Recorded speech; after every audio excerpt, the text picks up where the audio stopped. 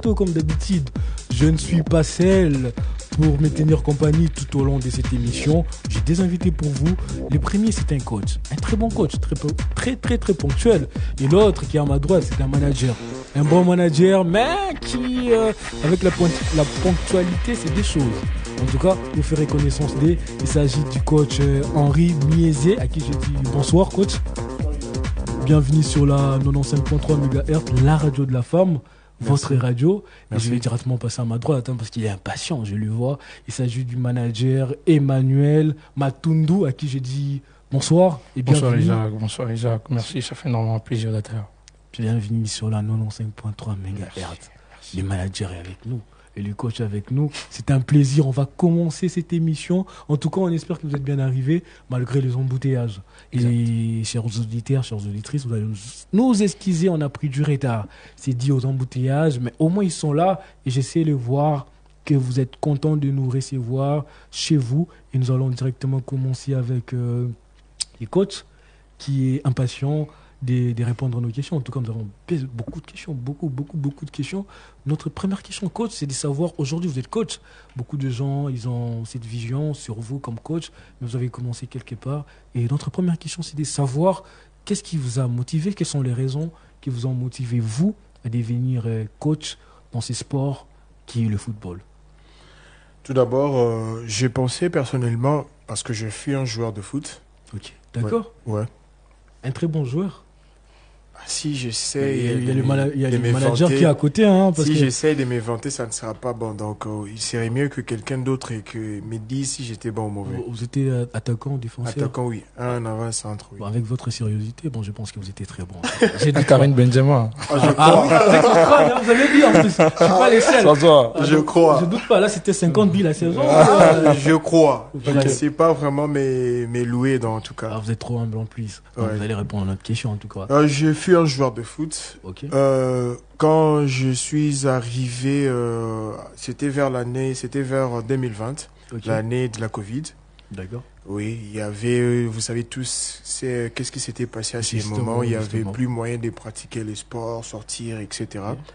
J'avais le rêve comme toute autre personne qui rêvait aller loin, qui rêvait réussir dans sa carrière de footballeur. D'accord. Et quand nous sommes arrivés en 2020, un jour, j'étais à la maison. Comme il n'y avait pas moyen de s'entraîner ou jouer au foot, d'accord. Vu l'âge, je m'étais dit, bon. Donc vous pensez déjà à la retraite? Bien sûr, parce que à ce temps-là, j'étais en 2e division. Okay. Et là, j'étais un peu avancé. D'accord. Avec mes objectifs, ça ne collait plus en tout cas. Okay.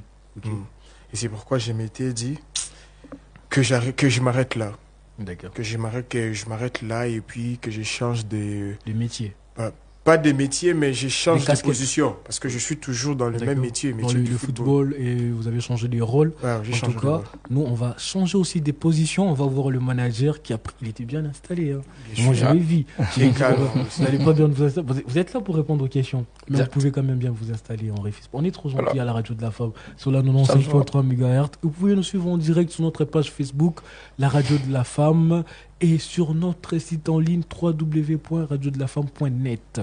Nous allons revenir sur le manager. Nous aurons notre première question. Aujourd'hui, notre question est de savoir, manager, comment faire pour devenir agent?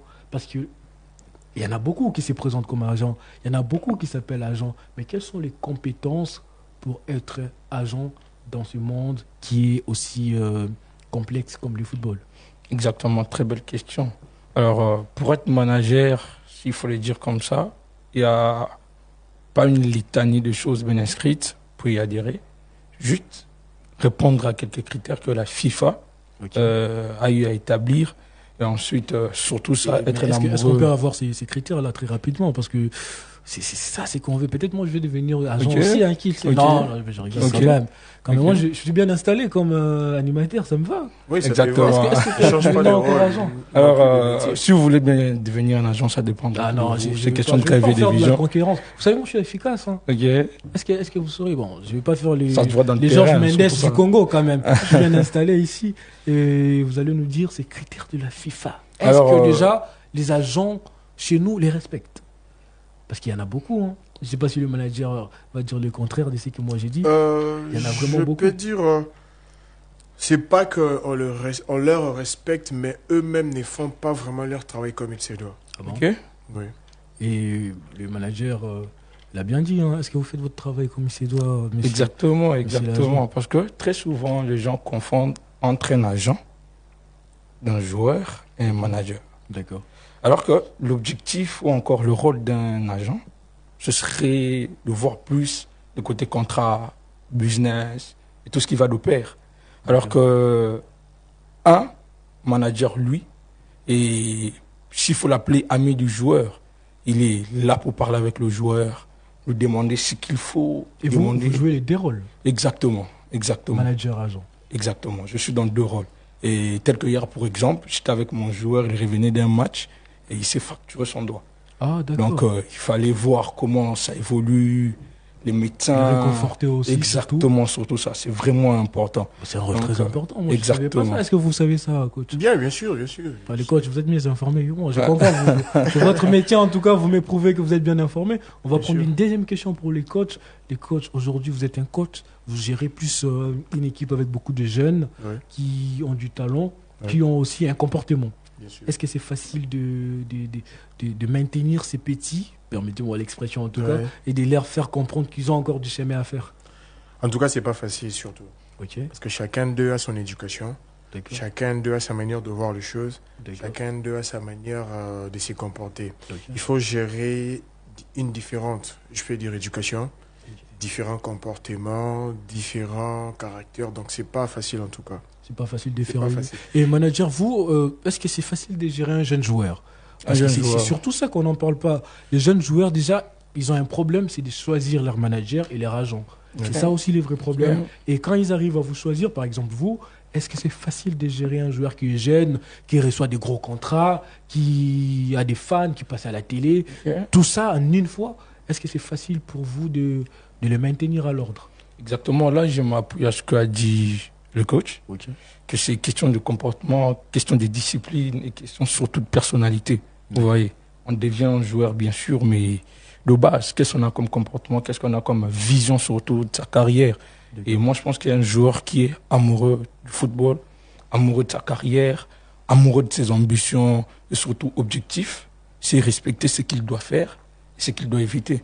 Et suite à cela, c'est ce qui nous permet, nous, comme managers, de bien gérer nos joueurs. Donc, c'est un peu ça. C'est ça qui vous permet de bien gérer. Ah, vous êtes très précis, en Exact. tout cas. Et je pense que les auditrices et les auditeurs de la radio de la Femme vous aiment bien parce qu'ils sont en train de réagir. Ils disent Monsieur le manager, Bakarisme est belé, boy, vraiment. Le Baké attendant Boalinga, là. Pour que.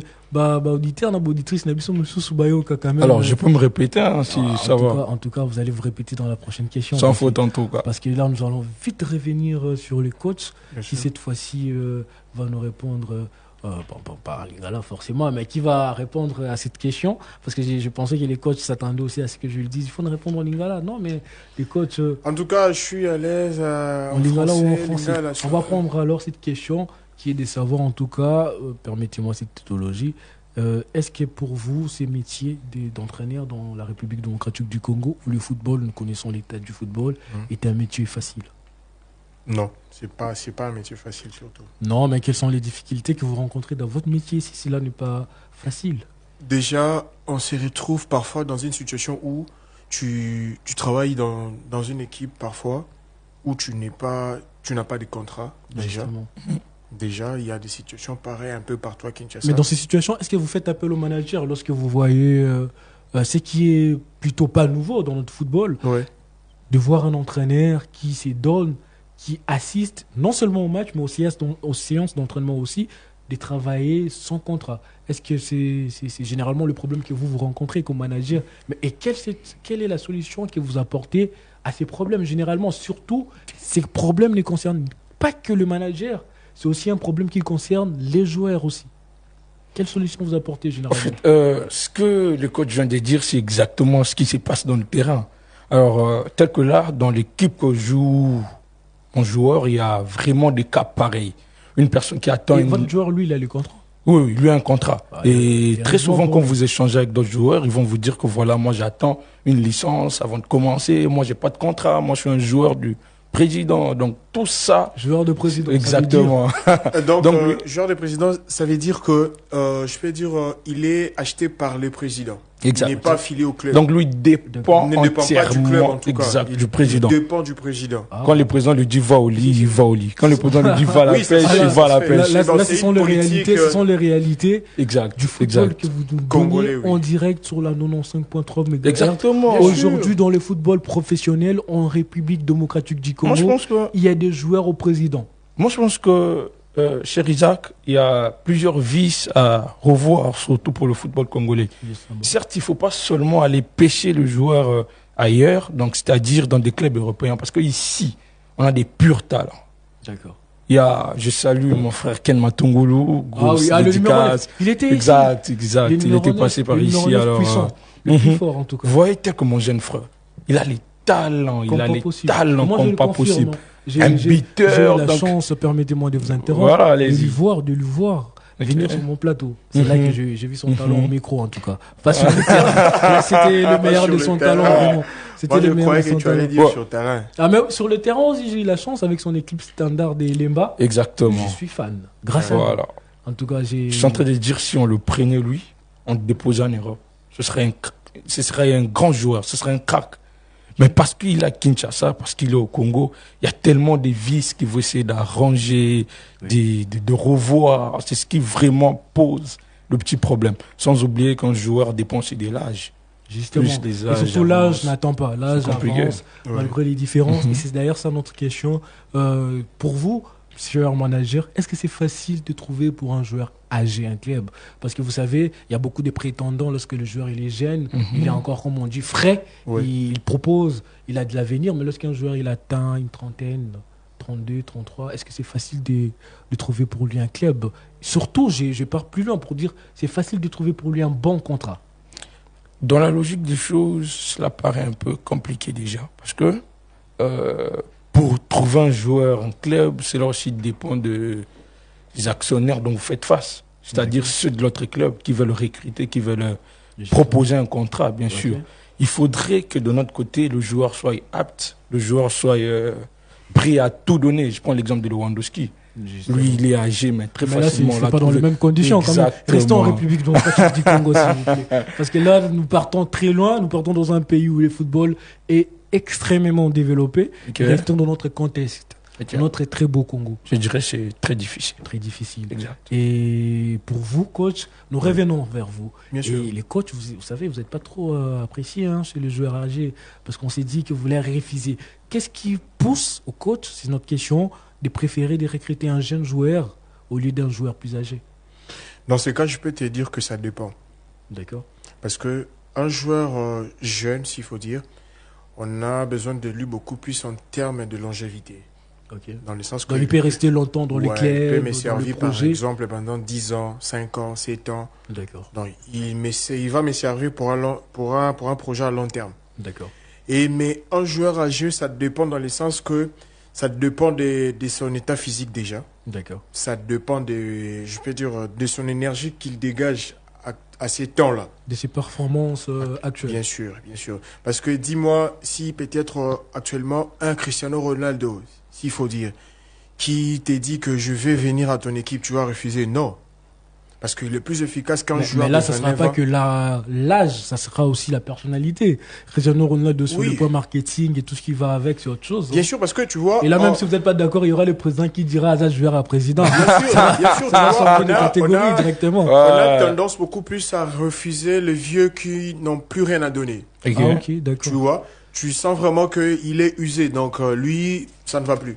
D'accord. Mais le vieux où tu sens un peu, il a un peu quelque chose à donner, vu son expérience, non, je peux l'intégrer, je peux le faire venir ici parce que, vu son expérience, il peut, jouer un rôle de cadre dans le vestiaire, tu vois. Tout ça envers le jeune pour les aider à tu grandir. vois, mon jeune, ne sois pas pressé, mon jeune dort à 20h, mon jeune, évite les femmes, évite des boîtes, ça ne va pas te servir, tu vois.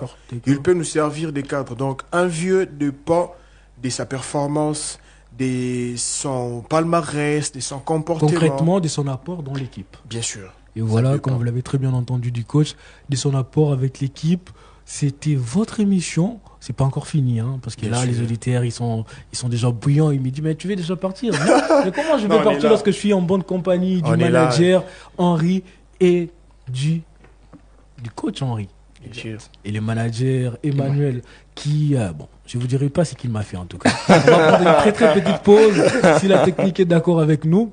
Et puis la technique nous fait savoir qu'on doit rester encore un peu. Donc on va prendre encore une question pour le coach. Bien sûr. Aujourd'hui, coach, vous savez, vous êtes coach en République démocratique du Congo, dans un pays où nous ne cessons de le dire, le football a encore un grand chemin à faire. Bien sûr. Là, Est-ce surtout. qu'il y a des avantages d'être coach dans ce pays qui est passionné du football?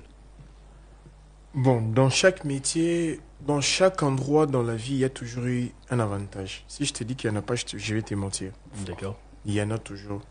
Mais ça dépend maintenant de la manière dont moi-même, personnellement, je vais les chercher. Ok, De l'endroit où je vais mettre mes pieds. justement. Parce que ne me dis pas que si peut-être je suis... C'est un exemple. D'accord. Radio de la Femme peut-être crée une équipe où les coachs sont bien payés, Justement. bien logés. Je vais y refuser, non. Voilà. On a toujours dit dans la vie, il y a toujours eu la règle d'exception. D'accord. On peut être... Donc, il y a- d'une certaine façon, Oui, pour les coachs, les avantages ce sont les conditions. bien sûr. Donc, si vous êtes dans les bonnes conditions, pour vous, ce sont des avantages. Bien sûr. Et pour le manager, est-ce que vous avez des avantages dans ce métier des managers en République démocratique du Congo, où d'ailleurs on vous traite, excusez-moi, hein, beaucoup ne vous traitent pas des réglos. On sait voir, les managers, ils sont là, gaga, pour un pourcentage, un petit Ils sont rien. exigeants, je te dis. Trop exigeant. Les coachs le confirment. Bien Hein. sûr. Ah, voilà. Et moi, je Ils comprends. sont surtout si seulement que son joueur ait les qualités. Ah, s'il est performant, Ah, Logiquement, si c'est la star, logiquement. Exigeants. si c'est la star de l'équipe. Ils sont Et exigeants. moi, je comprends maintenant pourquoi il était exigeant avec moi. Non, je veux dire ceci. En fait, nous sommes exigeants, trop exigeants d'ailleurs, si seulement si nous avons un joueur de qualité. Parce que celui-ci donne tout pour Parce que l'avancement du club. vous n'avez pas un joueur de qualité. Bon, pas vraiment de qualité, parce que on peut dire si vous n'avez pas un joueur qui est un cadre, parce que ça arrive, les joueurs du troisième banc ou les joueurs des réserves. Ouais. Si vous avez un joueur des réserves, vous n'êtes pas trop exigeant. Enfin, exigeant envers son joueur et non envers le coach. Ok. J'ai compris Vous la ne nuance. faites pas de pression, parce que il y a de ces managers hein, qui Bien sûr, font comme- le pression au coach. Pourquoi vous ne lui donnez même pas l'opportunité de prouver, de jouer ne fût-ce que quelques minutes? Vous Mais quand son joueur n'a pas en lui, en fait, le potentiel max pour Ok. être titulaire, c'est au joueur qu'on Ah, doit vous être êtes exigeant. conscient de ça, vous-même? Exactement, Ok. exactement. C'est au joueur qu'on doit être exigeant. D'accord. Tel que moi avec mon joueur. J'ai deux fois l'habitude de lui dire qu'il doit s'entraîner, même quand il n'y a pas d'entraînement. Ok. Il sait que chaque matin, il doit avoir un travail Pour garder le personnel. rythme, garder Exactement. la forme. Et quand il est là au terrain, vous sentez qu'il est des meilleurs. C'est un latéral gauche. Il dévance un peu les autres à cause de ça. Exactement. Ah, ça, c'est très technique en tout cas. Je pense que les coachs aimeraient bien avoir des managers comme ça pour ces joueurs. Et il va m'inviter un jour. Hein. Ouais, sans problème. en tout Vous cas, serez les bienvenus. J'espère qu'il ne va pas vous poser un lapin. parce que Non. lui, vous savez, il a l'habitude en Non, tout cas. chez moi, en Il a tout cas, vraiment non, l'habitude. non. Il a vraiment Il l'habitude. ne va pas se comporter un mauvais garçon de rire. Ah. Enfin, moi, je suis pas un mauvais garçon. Je suis un bon Moi, garçon. là, je vous dis, il essaie de faire les gentils. Moi, j'ai vécu des choses. Je ne vais pas les dire ici. On va prendre d'abord cette petite pause et puis on va Ok, revenir. ok. Peut-être que je les dirai. C'est parti. Après cette petite pause.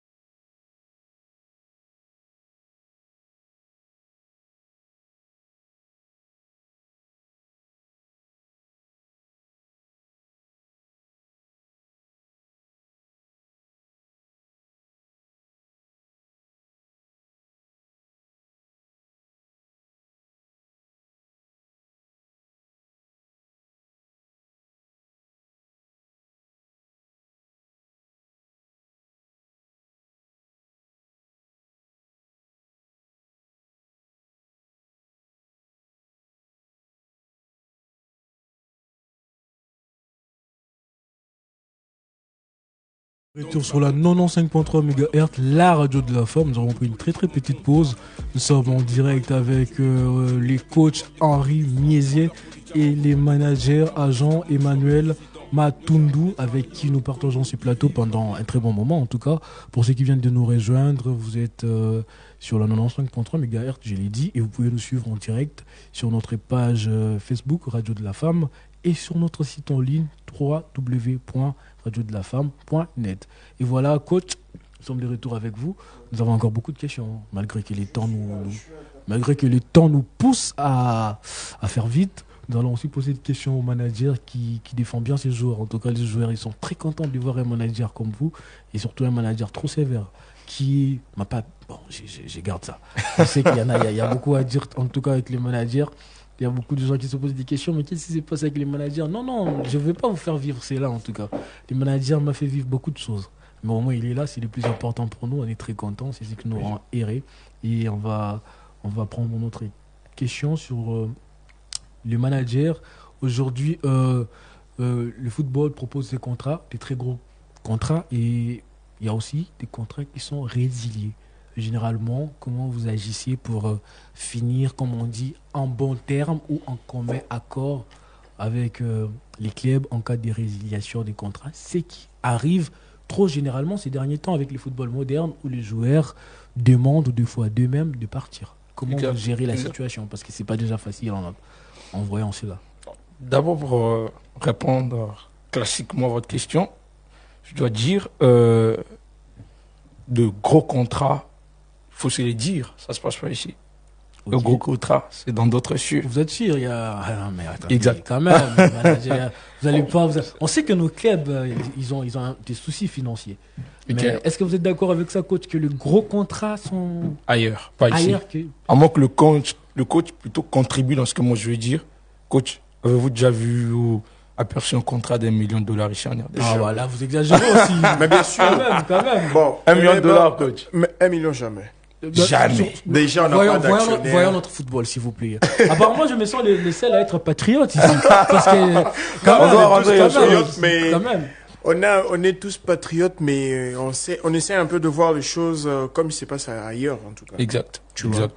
Ailleurs, quand on te parle d'un gros contrat, on te parle déjà de $1 million. Hein. D'accord. Mais $1 million ici en RDC, il faut déjà voir l'état du football. Est-ce que déjà, vous savez voir les budgets annuels du football que le gouvernement met à la disposition de la FECOFA? Ça, c'est la question qu'il faut se poser. Ce sont des questions qu'on se pose, nous, qui portons la voix du football. On ne sait pas savoir quelle est la somme que le gouvernement congolais met à la disposition de la FECOFA et comment cette somme est déjà partagée, comment cette somme est dispersée et qui sont les bénéficiaires de cette somme. Ça, c'est une parenthèse qu'on va continuer prochainement. Nous donnons la parole au manager qui répondait à la question. Voilà, pour répondre à la question, moi je dirais l'attitude que l'on doit prendre face à des contrats résiliés s'interpose vraiment sur le joueur et le manager, surtout le joueur d'abord lui-même, et ensuite les présidents de l'autre club. Donc, face à ça, on ne peut que dire le joueur a une grande carrière qui est devant lui. Okay. On ne va pas seulement se lever sur le présent. On se dit, voilà, c'est arrivé. Et puis, on se met au travail. Donc, pour vous, le contrat, ça peut ou n'est pas affecter les joueurs, pensez-vous? Parce que même avec nos petits contrats ici au Congo, il faut se les dire. Hein, ouais. Quand vous avez un jeune joueur de 17 ans qui perçoit 20 000 le mois, c'est énorme. Vous n'allez pas dire que les jeunes seront toujours là à dire que c'est un petit contrat. Là, vous rejoignez mon bateau maintenant, je pense. À son niveau, déjà, à son niveau, ça sera une très bonne chose. Okay. Parce que si je me souviens bien, excusez-moi bien que tu n'aimes pas que je parle trop de l'extérieur, mais si je me souviens, à l'époque où Cristiano Ronaldo, à sa première année au Manchester United, il recevait 2 000 € par mois. D'accord. Déjà, c'était déjà une très bonne chose pour lui. Okay. Donc, un joueur de 17 ans, s'il gagne 2 000 €, même ici au Congo, c'est déjà une très bonne chose pour lui. Mais déjà, il faut... C'est déjà beaucoup aussi, il faut dire. Mais déjà, gagner, c'est bien, mais la gestion aussi. C'est ça le problème. C'est de là où vraiment... Est-ce qu'il y a comme un bon gaba parenté aussi? C'est ça. Ça devient aussi le business. Hein, c'est pourquoi c'est à ces niveaux ou à ces moments où les managers interviennent beaucoup plus. Très bien. D'accord. C'est à ces moments-là où ils doivent C'est dire que maintenant, là, Nena tient empreinte pour en gérer garçon. Et là, maintenant, on va revenir sur vous pour savoir quand est-ce que vous intervenez, parce que entre joueurs et coach, il y a des relations. Une relation qui doit être maintenue. Bien sûr. Comment vous faites pour maintenir la bonne relation avec vos joueurs, coach? Déjà, moi, mon comportement, je suis quelqu'un de ouvert, d'éclair. Ça se voit. Moi, je ne cache Il pas. a dit ça se voit. Ah, c'est vrai. Le manager, vraiment. Ben oui, moi, je suis quelqu'un d'ouvert. Moi, je ne me cache pas. Ce soir, en tout cas, c'est 2 contre 1. Là, je les confirme. Là, je les confirme. Ah, Moi, tu vas supporter. Peut-être. Tu vas supporter Non, la mais peut-être charge, on dirait. moi, je pense que je suis avec l'ingénieur Axel Mabanza. Peut-être lui, il est avec moi, en tout cas. On est des alliés. Bon, DD. Tu vas supporter. Malgré là, c'est des 1. Pour avoir une bonne relation avec mes joueurs, moi, je me comporte selon la personne, s'il faut dire. Ok. S'il est têtu, je suis un peu distant parce que c'est à ces moments où j'ai mis ma veste. Dans le sens où. Dans le sens que j'ai mis ma veste du coach. Okay. José Mourinho. Je lui parle quand il faut. D'accord. Je m'adresse à lui quand il faut. Et hormis cela, il n'y a pas de contact. Non. Vous pensez-vous que cela permet aux joueurs, parce que vous avez dit une chose qui est très très importante, coach, je vais me maintenir sur ça. Ouais. Vous dites que quand le joueur est têtu, vous êtes distant. Ouais. Et alors que le joueur, lui, il est sous votre responsabilité. Quand vous êtes distant, comment il fait pour prendre votre chemin, pour entrer dans votre train et devenir non têtu? Parce que déjà, quand vous dites qu'il est têtu, ça veut dire qu'il peut ne pas accepter ce que vous lui dites à l'entraînement ou sur le terrain. On a déjà eu à voir ça, un joueur, on lui dit... Tu joues à gauche, il joue à droite, il demande son ami, bon, camarade, Dieu, les cannes à gauche, et pourtant l'entraîneur a dit autre chose. Mais lorsque vous créez cette distance, pensez-vous que cela n'affecte pas l'état du joueur? Et là aussi, je voudrais que le manager intervienne lorsqu'il y a cette relation froide, il faut le dire, entre les joueurs et les managers. Pensez-vous que cela permet aux joueurs de bien s'adapter? Déjà, je peux dire, la meilleure façon d'éduquer un joueur, c'est de le laisser... C'est le laisser au banc de touche. D'accord. C'est la meilleure façon. Parce qu'un joueur, quand il ne joue pas, c'est à ces moments-là où je peux dire il devient poli. D'accord. Vous pensez vraiment qu'il devient poli?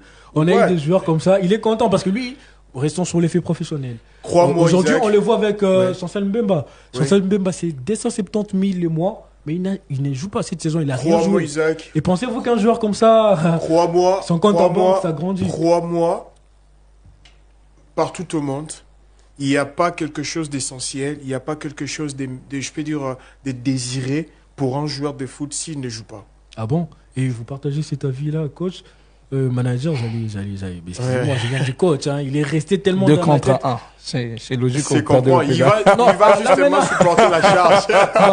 Là, je confirme en tout cas. Bon, je reviens sur ma question, manager. Est-ce que c'est facile lorsque ça arrive au football régulièrement, lorsque les coachs et son joueur, ils ont une relation froide? Comment vous intervenez pour améliorer la chose? Exact.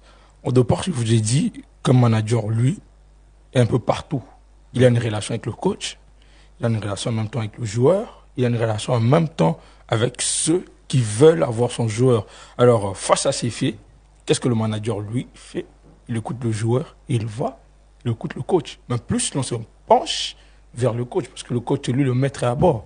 C'est lui qui peut se décider sur la carrière d'un joueur, parce que si les coachs te donnent un temps de jeu, c'est-à-dire que tu as les atouts possibles pour faire justement pour concrétiser cela. Exact. C'est un peu ça. C'est vraiment là que vous intervenez. Exact. Les coachs, nous tendons vers la fin. En tout cas, les temps passent Déjà, tellement vite à la radio. Nous tendons vers la fin. Malheureusement, on peut rester ici à parler, mais vous savez, la radio, les temps, c'est vraiment très très vite. Exact. Et nous tendons vers la fin. Nous allons prendre quelques questions. En tout cas, nous sommes encore là. Ouais. C'est pas la fin. Nous Gloire sommes à Dieu. encore là. Nous avons une question. Nous allons en profiter. Pour cette fois-ci, on va revenir vers les managers. Est-ce qu'aujourd'hui, pour vous qui êtes manager, les clubs vous reconnaissent? Parce qu'il y a un problème. Aujourd'hui, permettez-moi cette tautologie, les clubs se permettent d'octroyer aux joueurs les managers. Est-ce que vous, quand vous venez avec votre joueur, les coachs vous acceptent ou ils vous disent, nous on va lui donner un manager, vous ne voulez pas, il signe ailleurs? Ça arrive? Ça se fera connaître le jour du contrat. Ça se fera connaître le jour du contrat. Ouais, c'était pour plaisanter. Alors, ce que vous venez de dire est exactement réel. Il y a de ceux qui sont reconnus par la vue, c'est-à-dire que vous venez, on vous voit, et là-dedans, on cache un autre manager, et puis le jour du contrat ou le jour où il faut faire des choses, on vous met un peu à côté, Et ça pose un problème. S'il faut répondre directement à cette question, je dirais que moi, personnellement, on me connaît. Parce que là, je suis en plein démarche, parce qu'il faut essayer un peu de voir comment suivre certaines démarches pour s'octroyer des documents qu'il faut pour un manager. Et puis, à partir de là, on peut voir comment s'y prendre. D'accord. Et coach, nous revenons vers vous à la fin parce que les managers nous ont répondu. Mais si c'est aussi un problème qui affecte le joueur, il faut les voir, il faut les dire aussi. Est-ce que le fait d'avoir un mauvais manager pour un joueur peut être dangereux? Pour un joueur, ça peut affecter sa carrière et surtout affecter ses performances sur le terrain. Bien sûr. Excusez-moi encore une fois de sortir un peu. On comprend que vous, votre tête, c'est en Europe. En tout cas. On sait voir ça. Mais on a toujours dit que on ne prend que des bons exemples. Voilà, exactement. Donc, je n'ai fait sur que... ce point-là, je suis d'accord avec vous. Malgré que vous êtes des contre un. Excusez-moi, en tout cas, je n'ai fait que m'excuser. Isaac, crois-moi encore, mon frère, si Ronaldo aujourd'hui est Ronaldo parce qu'il était bien encadré par un certain George Mendes. D'accord. Un manager joue en même temps un rôle du père. Très bien. Pour un joueur. Très bien. Justement. Parce que déjà, dis-toi si je suis un manager, je prends ce rôle. Si déjà, en moi, je ne suis pas quelqu'un de discipliné, quelle sera la vie de mon joueur? Justement. Un jour, je peux l'inviter dans une boîte de nuit. Ok. Signer un contrat dans une boîte de nuit. Il y a des managers comme ça qui le font. Exact. Il y a des managers disciplinés. Un manager n'est pas un simple, je peux dire, une simple appellation qu'on peut coller à une personne. Non. C'est un père, comme je viens de le dire. C'est un père. Donc, c'est quelqu'un, d'abord, il doit refléter une très bonne image. Donc, il doit se servir d'exemple pour son joueur, en tout cas. Donc, c'est un peu ça. Et voilà, il doit servir d'exemple pour son joueur. Nous sommes arrivés à la fin de notre émission. Chère madame, chers messieurs, auditrices et auditeurs de la radio de la fin. On doit revenir. On va revenir sur cette question parce que c'est la fin, mais on va pas vraiment descendre directement. On va prendre le temps de planer pour atterrir très bien. On va prendre un petit mot sur ce que le manager a dit. Et puis après, vous allez nous donner une réponse sur cette question. C'est quel conseil que vous donnerez, vous, aujourd'hui, aux jeunes joueurs, aux jeunes gens qui voudront porter cette casquette de manager et agent du football. D'entrée de jeu, j'ai apprécié ce qu'a dit le coach. Justement. Alors, un manager, c'est comme un père. Du coup, je rallie cette phrase à ce que j'ai dit au départ, qu'un manager, c'est celui qui est un peu en mouvement. Il est de partout, il touche partout. Alors, vraiment, être un manager... Donc, je vais rajouter une question. Donc, il faut qu'un joueur puisse avoir un agent et un manager. Ou un agent qui sait jouer les deux rôles.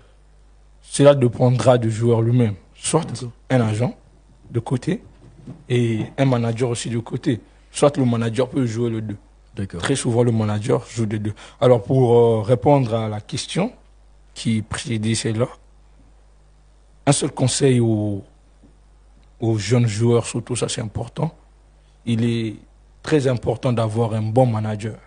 Un manager qui est là pour vous, qui n'est pas là seulement pour de gros contrats, mais un manager qui est là même dans le moment de détresse. C'est lui qui sait vous orienter, c'est lui qui sait vous servir de repère sur tout ça.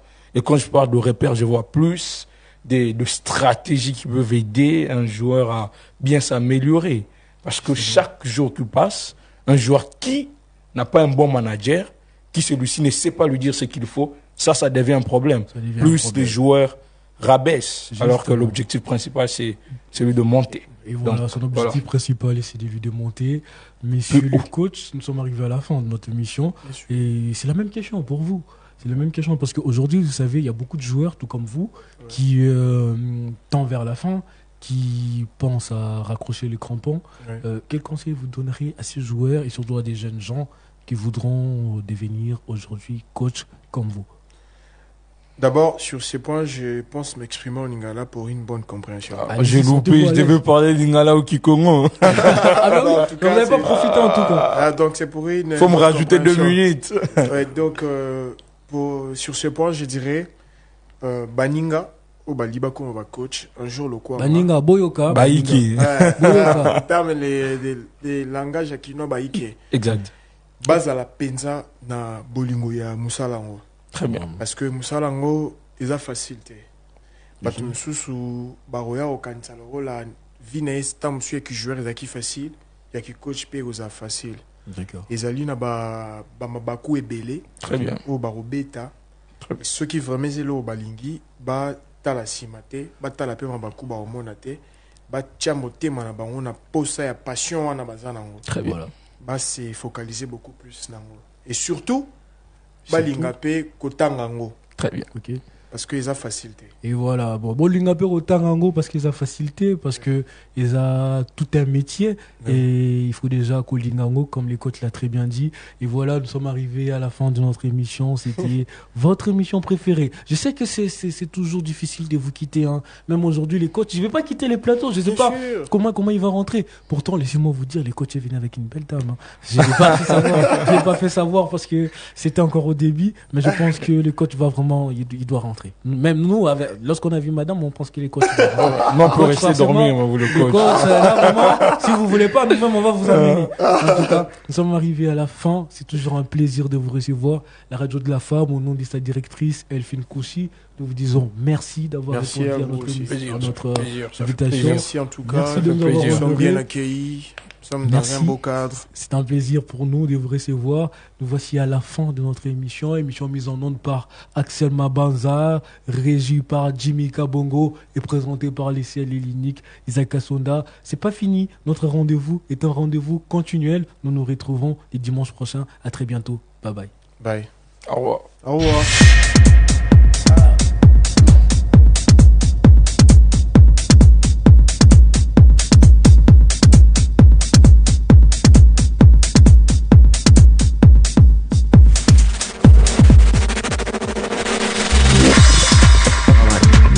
Une radio comme d'autres, à Paris, il y en a, 3000. Mais à Kinshasa? Pour ta chaîne, merci. Et je salue aussi également à l'honorable Dieu. La radio de la femme, c'est vous.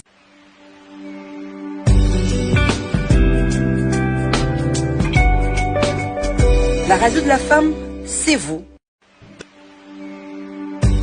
Félicite cet investissement. Je trouve que sur la place de médias, en termes d'infrastructure, si vous n'êtes pas le premier, en tout cas vous êtes parmi les premiers. D'abord, je tiens à vous remercier. Je félicite l'initiatrice. Je trouve que vous avez fait un effort d'équipement, un effort de conditions de travail. Une radio comme d'autres, à Paris, il y en a 3000. Mais à